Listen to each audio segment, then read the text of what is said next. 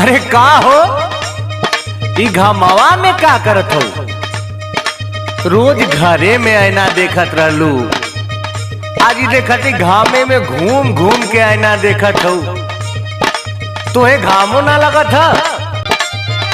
मजा मिली नहीं एसिया कुलरिया में, हाँ कुलरिया में रानी जवन मजा पूर्वी बेअरिया में। मिली नहीं एसिया कुलरिया में, हाँ कुलरिया में रानी जवन मजा पूर्वी बेअरिया में।